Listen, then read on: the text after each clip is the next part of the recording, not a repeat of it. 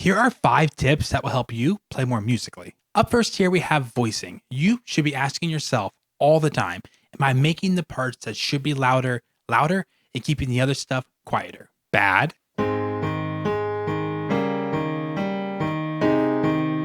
Good.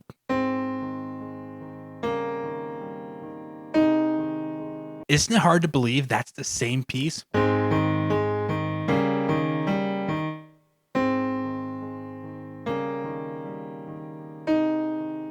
So voicing simply means bringing out the parts that should be brought out, or at least the parts that you want to bring out. And it's just such an easy thing to forget. We just sit down, our fingers go on autopilot, we start playing, and we don't even ask ourselves at all times, am I bringing out the part that I want to bring out? So while it's not always easy to do, the concept behind tip 1 is really simple. Don't play all the notes at the same volume. Now, tip number 2 actually goes hand in hand with number 1. Tip number 2 is, do you know where the melody is? So maybe you're bringing out something, maybe you're playing a certain part louder, but it's not the part you should have brought out.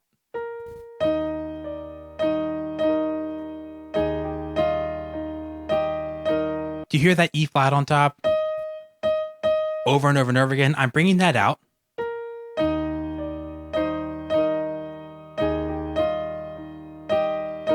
It's going to get really old really quickly because it's not the melody. It's just to repeat an E flat to kind of flesh out the texture. The melody is actually in the middle here and it sounds like this.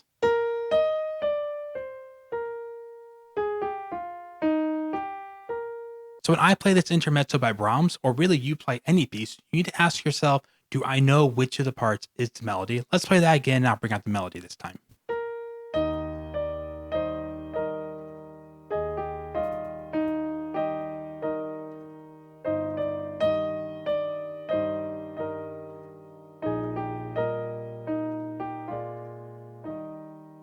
Now, the second part to tip number 2 is, have you played the melody by itself? And I don't mean like one time while you were learning it, but have you played it well? Have you explored that melody as a singer or a violinist would explore a melody they had? Like if you're singing and you're singing a melody, that's all you have to work with. You work on making that melody beautiful. Us pianists sometimes can just kind of see all the notes going on at once and forget that we should not just have played the melody once when we first start the piece, but we should continually go back and play that melody again, just like I did a minute ago, so we can like make sure we're actually crafting and shaping that melody the way we want to do it. So to sum up number 2, know where the melody is, and then also play the melody and continue to play the melody by itself sometimes while you're learning a piece. All right, we are on tip number 3, and things are about to start getting really good. We're going to dive a little below the surface on this one and ask ourselves, do you know what the measure or note you're playing right now is doing there?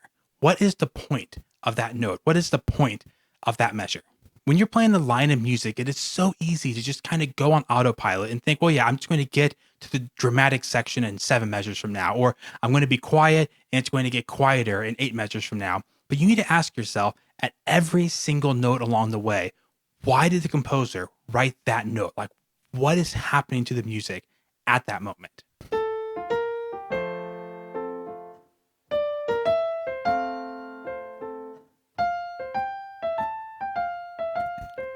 So what I'm doing here is not so subtly, absolutely butchering Mozart, because I'm not asking myself, where do these notes want to go? What's the point of measure 1? So let's talk about that. Measure 1 of this piece. You could just play that like whatever. But measure 1 is driving to the C up here, getting to the C, and then backing off. You can do something with that musically. You can go, cool, measure 2. What's the point of measure 2? Well, measure 2 is another try at the same thing, just higher. Cool. Measure 3 tries again, and it actually kind of gets somewhere. It moves on after those first few notes like this.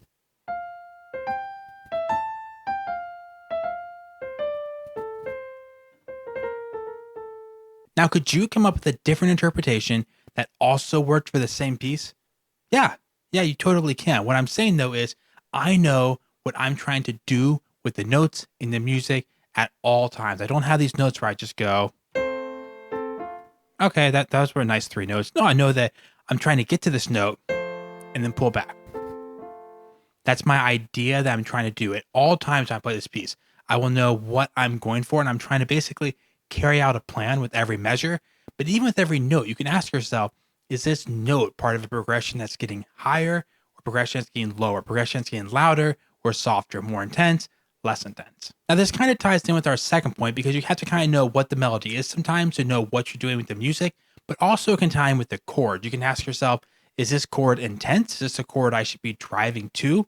Or is this an intense chord that should be loud? And the next chord after is like less intense, and I can basically pull back, get softer after that chord.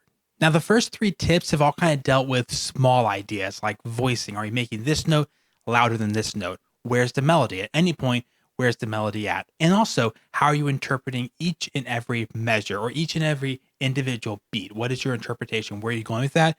The fourth point is what are you doing on the larger scale? How does what you're playing right now fit in with the big picture of the piece? So, for example, you could be really focused on the fact that you have a 16 measure, beautiful line of music, but you have to ask yourself, how is that in comparison to what came before it?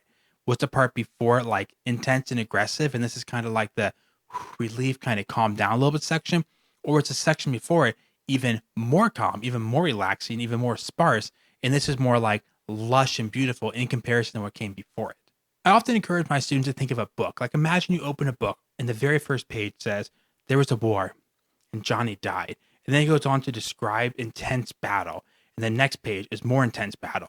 And the third page is more intense battle. You get 100 pages in and it's still just fighting. It's still just battling. And actually the entire book is just battling.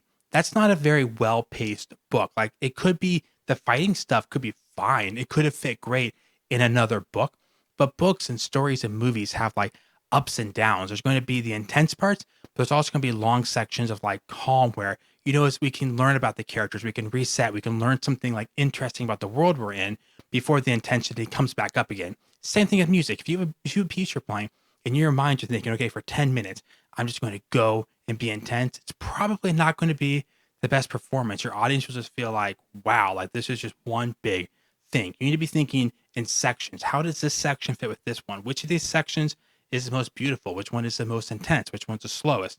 Which one's the fastest? To give you a glimpse into my brain, I often think in terms like this. Okay, the second page starts out a little more intense. It's going to grow. I want to trick the audience into making them think it's going to become epic, but then it drops off and goes back to the beginning. But I want to play more calm because more calm makes sense after that intense buildup. Like in terms like that in your mind to try to figure out what to do with each section. And tip number 5 is simply after you've done these first 4 steps, you're making sure you are voicing it. You're bringing out the melody. You're doing something musically in every single measure. And also everything is fitting together on the large scale. You need to go back to your music and make sure you're actually reading the markings, the expressive markings, the tempo markings, stuff like that, the words the composer actually put in the score. Maybe you have a great idea like, okay, I'm going to play this section slower and softer and slower and softer, and then begin the next part really soft.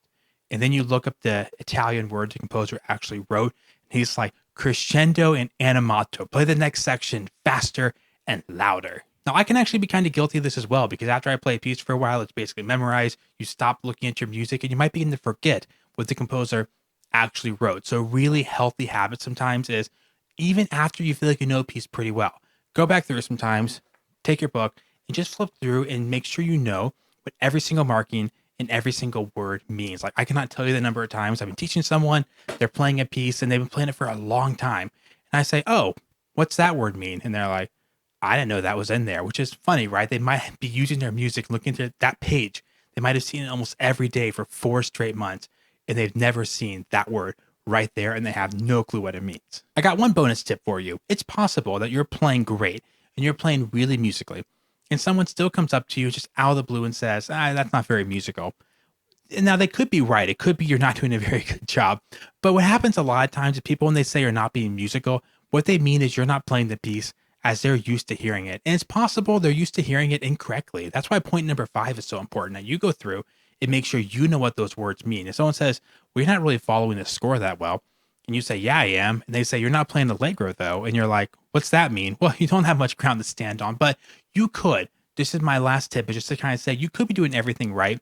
there will always be someone who's not okay with your interpretation, which you can easily verify by just look up any piece of classical music, listen to 4 or 5 top musicians playing it, and you will hear them all do different things. So they clearly are not all agreeing with each other on what should be done. So just know that even if you feel like you're doing a really good job, paying attention to all the little details, someone might not agree with the way you interpret it. We tend to say the word "you're not playing musically." What they really mean is you chose a different interpretation than I chose.